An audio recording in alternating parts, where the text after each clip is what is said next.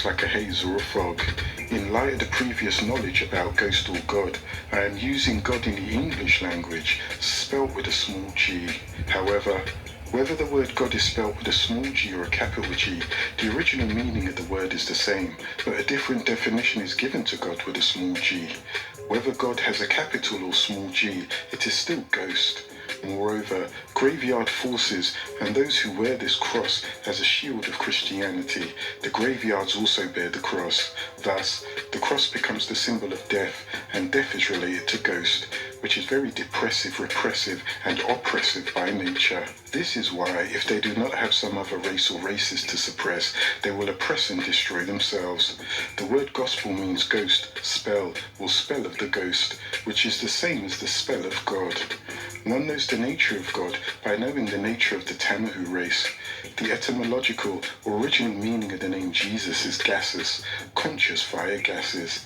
Jesus or Leviathan is in its moon. That is, ghost manifestation is called Theos or Theoris, Anubis, Hermes, Sin, Siva, Nana, Dina, Queen, God, Christ, etc. The spirit force is called Jesus, a male and female, but the female forces are the dominant. Most other Tamahus accept the false Jesus because they found out that it produces ghost. A ghost is their sustainer and creator. The birth of myth and mythology, which gave birth to theories and theology, is the removal of facts and reality. Their false Jesus, who is really a Jehovah, Zeus in short, it's because Jazus, Jesus, he gave the other Tamahus a chance to get back at the Israelites for refusing to share riches and true spiritual and universal knowledge with them. Their Jesus, their spirit six ether, is no friend to the Nubian people. This is why Africa today above the Sahara Desert is mostly in the hands and control of people other than Nubians. The name you call Jesus was the savior of their race. You saw him as some god that had sent a ghost deity Pan, by whose sacrifice would keep the Tamahus in ruling power, by turning justice from the guilty until the end of the moon cycle. The wise neither judge a spiritual book by its cover, nor by the writing that is found in it, because both can be very deceiving.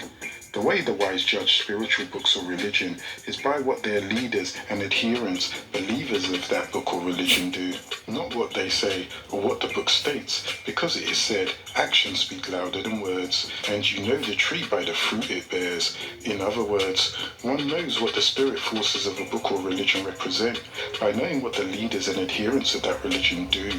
So, if a spiritual book and religions are judged by the actions of its adherents rather than its words, this tells you that the spirit forces of their books and religions are dragon and monster forces, speaking beautiful words from hot mountains and bushes in flames of fire and making melodious music. At the same time, they're murdering people and taking their lands, oppressing, suppressing, stealing, lying and ravishing the earth.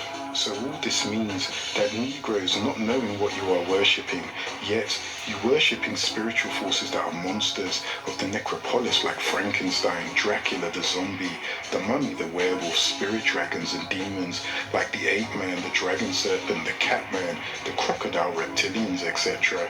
Those spiritual dragons, spiritual monsters and spiritual demons are ghosts or six ether or both. Those demon spirits are the nature of the alien religion new beings believe in.